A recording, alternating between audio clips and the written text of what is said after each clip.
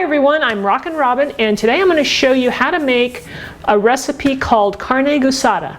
Now that is a Mexican pot roast, and besides using a chuck roast for this, we're going to be adding some carrots and some black beans, lots of spices, onions and garlic, and it tastes amazing.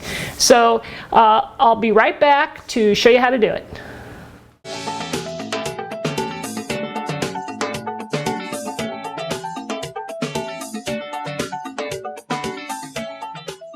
Let's go over our ingredients so we can start our recipe. All right, we're going to need a chuck roast. Here I've got about almost 3 pounds.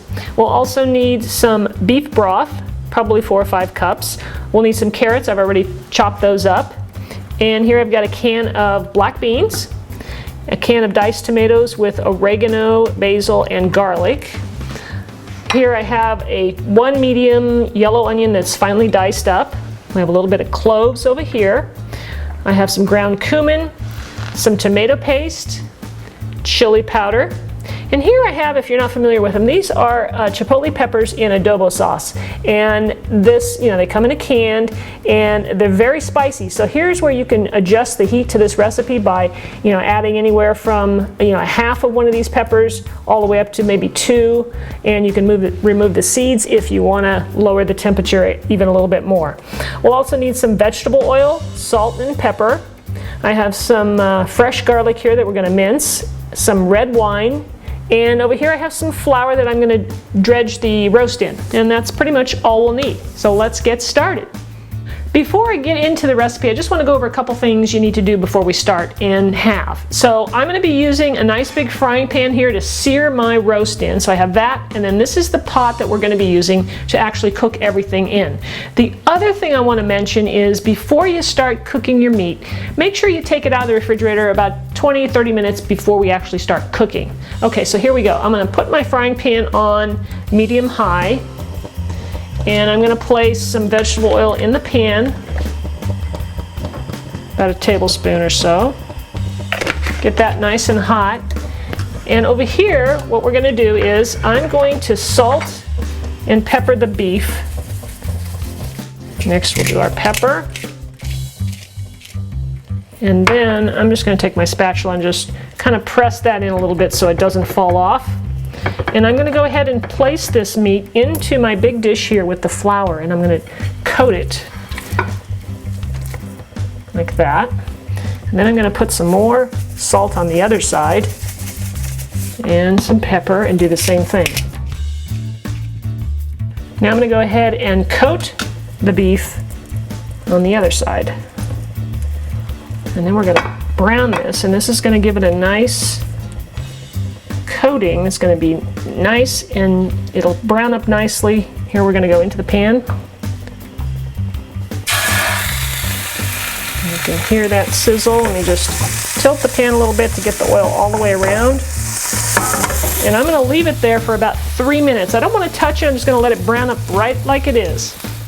Okay, so it's been 3 minutes. Now I'm going to turn this over. I'm going to use 2 sets of tongs because this is kind of a big piece of meat. You can see how nice and crusty that's gotten. That's going to lock in, this flour process is going to lock in the flavors and give this a nice crust. And the flour is also going to thicken up our juices in the stew once that's added to it. So now we're going to go another 3 minutes on this side. Okay, so we've got our second 3 minutes, and I'm just going to show you this. On the bottom, it's nice and brown again. Now I'm going to put this in my stock pot. Now my temperature is still on medium-high, and I'm going to go ahead and place my onions in this pan. You see all the brown bits in there? This is all where all the good flavor is for your roast. Throw that in. So we want to capture some of that with our onions. And we're going to saute these for about 5 minutes. In the meantime, I'm going to show you the chopping up the chipotle peppers.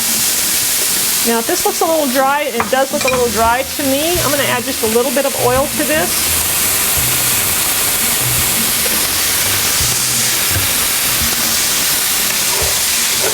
I'm going to turn the temperature down just a little bit and work on the chipotle peppers.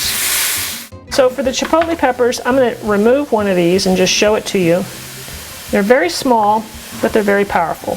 And my family does not care for a lot of spice, so I'm only going to use a half of one of these. And like I said earlier, you could use a couple. So I'm just going to cut it in half, and you can see the seeds here. This is where all the heat is. So I'm also going to remove those seeds from my part of the chili. Okay, I'm just going to use a little piece here. And the adobo sauce, you can also pull some of that out of the can and even just use that for that nice smoky flavor. That's what you're getting from this. So I'm going to go ahead and chop this up. And that's all I'm going to use. It's powerful stuff. And I'm going to place that in with my onions. Okay, so we'll add our chipotle to the onions, and then we're going to add the ground cumin. I'm just going to sprinkle that around. We're going to saute this for about a minute. Okay, so now I'm ready to add the tomato paste. I'm going to just clear the onions out of the way for a minute, and I'm going to leave a space right in the middle where I'm going to add the tomato paste. And the reason I'm doing this is because the heat is going to caramelize the sugars in the tomato paste and give it some really good flavor.